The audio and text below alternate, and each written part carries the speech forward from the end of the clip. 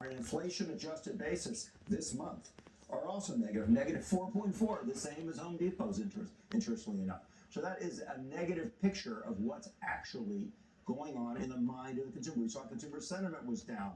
We know they're getting leverage. We've seen consumer debt rising at the same time. So there was a lot of spending forward, a lot of low interest rate and government spending, infused spending taking place during the pandemic, and now we're in the hangover period, and it's getting worse.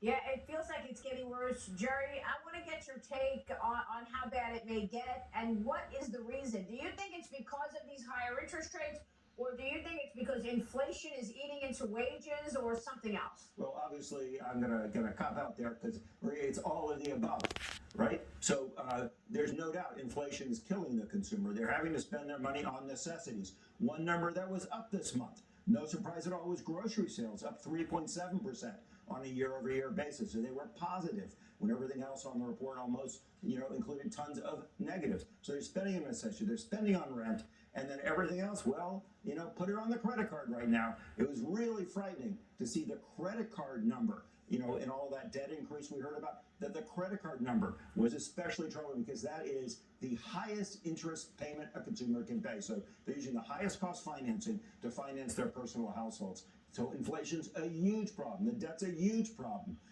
Meanwhile, the Fed has one tool. They can raise interest rates. They can't do anything else. So they're trying to solve a problem created by excess government spending, by pandemic dislocations, by supply chain problems, and by loose money, by only one thing: raising interest rates until they kill the consumer.